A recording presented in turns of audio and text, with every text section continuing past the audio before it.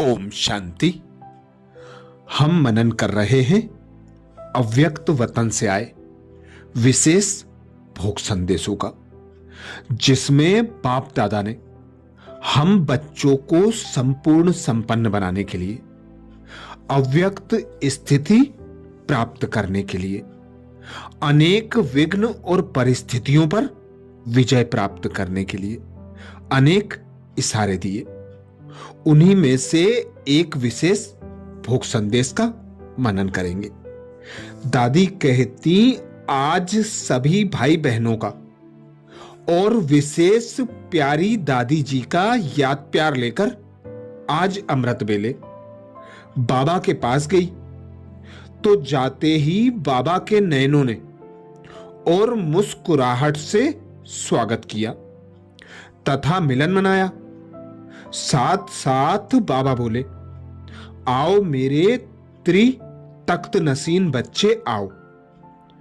बाबा ने कहा, मेरे तख्त नसीन बच्चे सदा ही स्व उन्नति और सेवा की उन्नति में लगे हुए हैं और सदा ही लगे रहेंगे। उसके बाद बाबा ने कॉन्फ्रेंस का समाचार पूछा। वैसे बाबा तो सब कुछ देखते ही हैं, फिर भी पूछते हैं। हमने समाचार सुनाया तो बाबा मुस्कुराए और कहा, देखो बच्ची, दुनिया वाले तो हलचल में हैं, सोचते हैं पता नहीं क्या होगा। उन दिनों इराक ने कुवैत के ऊपर कब्जा कर लिया था। इस कारण इराक तथा अमेरिका के साथ युद्ध चल रहा था।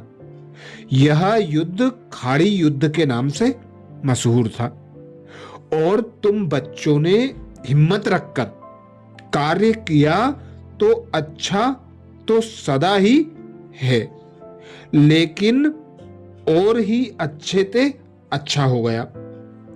बाबा ने कॉन्फ्रेंस के पहले इशारा दिया था कि कॉन्फ्रेंस करो लेकिन सिंपल और ब्यूटीफुल हो। एक्स्ट्रा खर्चा मत करो। तो ऐसा ही हुआ। इस बार सभी बहुत ही नजदीक आए, सबको घर की फीलिंग आई। मैंने कहा, बाबा इस बार सभी ने अपना अनुभव सुनाते यही कहा कि यह स्वर्ग है, स्वर्ग है। तो बाबा ने कहा, पहले अच्छा है कहते थे, अभी स्वर्ग तक आए हैं, फिर बाद में परमात्मा है, परमात्मा है यह कहेंगे। अभी जीवन मुक्ति तक पहुंचते हैं, फिर जीवन मुक्ति दाता तक पहुंच जाएंगे। फिर बाबा ने कहा, वो है चिंता में, कहीं ये वार वर्ल्ड वार में बदली ना हो जाए और तुम हो चिंता मुक्त। तुम्हें तो युद्ध की स्मृति भी नहीं है। तुम जानते हो जो हो रहा है वह अच्छा हो रहा है और जो होने वाला है वह अच्छा ही होने वाला है। तुम्हारी तकदीर की लकीर में सब अच्छा लिखा हुआ है। इसी रीति बाबा ने पहले समाचार पूछा, फिर कहा कि बाबा भी खुश है। सभी बच्चों ने समय संकल्प समर्थी अनुसार सेवा की और इसकी रिजल्ट में अनेक आत्माएं समीप आईं और आगे भी समीप आती रहेंगी।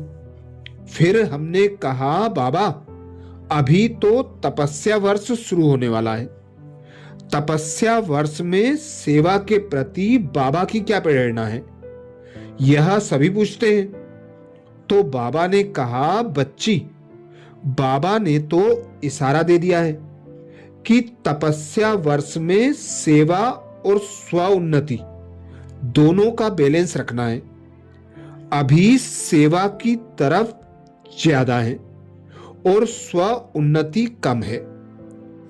तपस्या वर्ष माना बैलेंस, स्व उन्नति के प्रति बाबा ने कहा कि सभी बच्चे जब से बाप के बने हैं तब से तपस्वी तो हैं ही, योगी तू आत्मा है ही, लेकिन इस तपस्या वर्ष में विशेष प्रयोगी बनना है। योग तो लगाते हो, योग ही आपकी जीवन है, लेकिन योग से जो भी प्राप्तियां हैं उन एक एक प्राप्तियों को प्रयोग करना है। एक एक प्राप्ति का, गुण का, संबंध के अनुभव का, स्वरूप का, सेवा का अनुभव करो। जैसे आनंद स्वरूप की स्थिति में बैठते हो तो, लेकिन उस आनंद स्वरूप से क्या सेवा हो सकती है, उसका प्रयोग करो। वातावरण में आनंद की अनुभूति फैलाई जाए। जिस भी गुण के स्वरूप में स्थित होते हो उसका वैसा ही वातावरण बने। जैसे वातावरण में कोई खुशबू फैलती है तो पता पड़ता है, ऐसे एक एक गुण का प्रयोग करो। बाबा ने कहा लाइट तो बने हो, लेकिन अब लाइट हाउस बनकर चारों ओर लाइट फैलानी है। लाइट हाउस लाइट द्वारा दूसरों की सेवा करता है। तपस्या वर्ष में अभी यह सेवा करो, अर्थात लाइट की किरणें फैलाओ। जैसे साइंस वाले इन्वेंशन करते हैं और इस इन्वेंशन द्वारा क्या लाभ हो रहा है वह भी देखते हैं। साइंस की यही विशेषता है कि साइंस प्रत्यक्ष फल दिखाती है, इसलिए साइंस का प्रभाव पड़ता है। ऐसे ही साइलेंस का प्रभाव दिखाओ। तपस्या माना प्रयोगशाला। इस प्रयोगशाला में आप लोग यह अनुभव डीप अर्थात गहन करो कि आपका प्रभाव कहां तक, कितने समय तक पड़ता है। प्रकृति के ऊपर भी इसका टेस्ट करो। तीसरा, बाबा ने कहा तपस्या माना अभी तक जो भी छोटे मोटे अंश मात्र भी संस्कार हैं उन्हें बदली करो। आपके संस्कार परिवर्तन से ही संसार बदलना है, तो आप ब्राह्मणों का काम है पहले इस तपस्या की अग्नि में अपने रहे हुए अंश मात्र भी पुराने संस्कार हैं उन्हें खत्म करके बाप समान संस्कार बनाना। तो इस संस्कार परिवर्तन से नए संस्कार और नया संसार बनेगा। चौथा, कई ब्राह्मण सोचते हैं कि सेवा नहीं होगी तो हम फ्री हो जाएंगे, हर मास क्या करेंगे, क्या तपस्या करेंगे। बाबा ने कहा इस तपस्या वर्ष में आपस में हर सप्ताह गेट टूगेदर अर्थात स्नेह मिलन करो।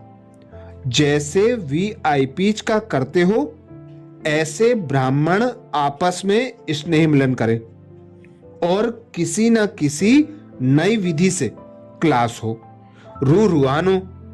जो एक रविवार को करो वह दूसरे रविवार को चेंज कर दो। जो भी प्रयोग करने से प्रैक्टिकल अनुभव हो उस पर ही रूरियान चले। कोई नई टॉपिक पर हर सप्ताह के लिए सभी को होमवर्क मिले। इससे सभी में नवीनता के कारण उमंग उत्साह बना रहेगा। फिर बाबा ने सेवा के बारे में कहा कि इस वर्ष बड़े फंक्शंस नहीं करने हैं जिसमें बहुत ज्यादा बिजी हो जाते हो, वह नहीं करो। वर्गीकरण की रीति से भी बहुत समय सेवाएं की, वह भी नहीं करो। लेकिन जो भी आपके संबंध संपर्क में आए हैं उन्हें समीप लाकर अनुभूति कराओ। इतना समीप लाओ जो उनको माइक बनाओ और आप माइट बनो। अभी ऐसे माइक तैयार करो। आप लोग बैकबोन बनो, वो प्रैक्टिकल स्टेज पर आए। ऐसे संपर्क संबंध में अभी तक जो भी आए हैं उनकी लिस्ट तो आपके पास है ही। अब तक टाइम ना मिलने से उनकी पीठ नहीं कर सकते थे। अब बड़े फंक्शंस ना होने से टाइम बचेगा। इसमें उन्हें विशेष समीप लाकर प्रेरणा दो और उनसे सेवा कराओ। दूसरा, बाबा ने कहा ऐसी कई संस्थाएं होती हैं, फंक्शंस व कॉन्फ्रेंस होती हैं, तो उन्हों की बनी बनाई स्टेज का पार्ट बजाओ। आप अपनी स्टेज तैयार नहीं करो, सिर्फ आप अपनी स्व की स्टेज बनाओ। अपने संकल्प की शक्ति से आह्वान करो। जितना जितना आप माइट बनेंगे उतना आपकी बुद्धि एक्सटर्नल अर्थात ब्राह्म मुक्ता में नहीं जाएगी, इंटरनल पावर में रहेगी। फिर अपनी स्टेज पर स्थित होकर उन्हों की स्टेज पर जाएंगे तो उन्हें और भी ज्यादा लाभ प्राप्त होगा।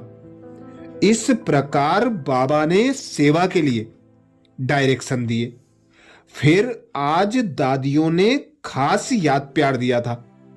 कई सोचते हैं दोनों ही दादियां इकट्ठे ही क्यों बीमार हुई, तो बाबा ने कहा हिसाब किताब तो चुकतू होना ही है, लेकिन दोनों एक साथ जो बीमार हुई हैं इसमें भी कई राज हैं।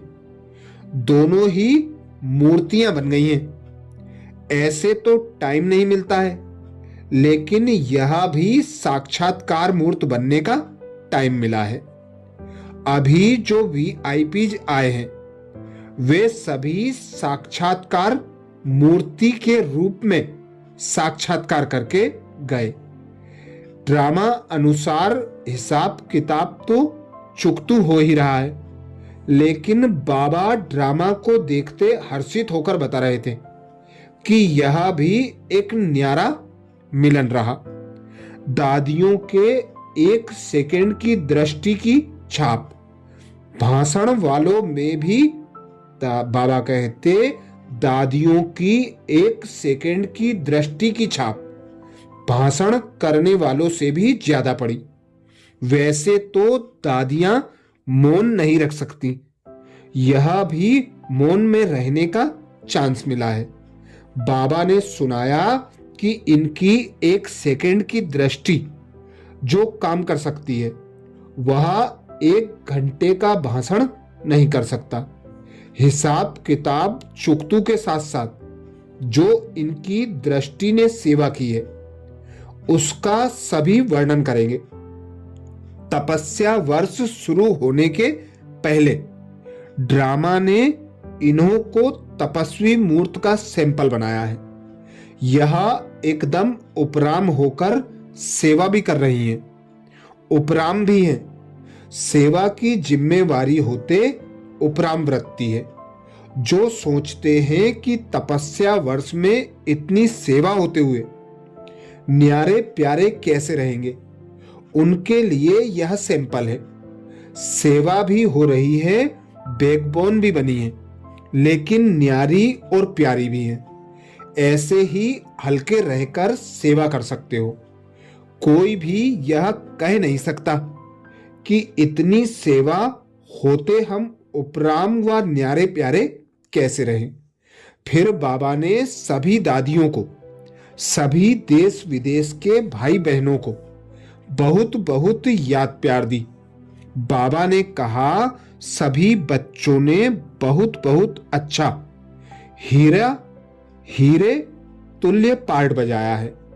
सभी ने दादियों को बैकबोन रखा और स्टेज पर आकर बहुत बहुत बहुत अच्छा पार्ट बजाया।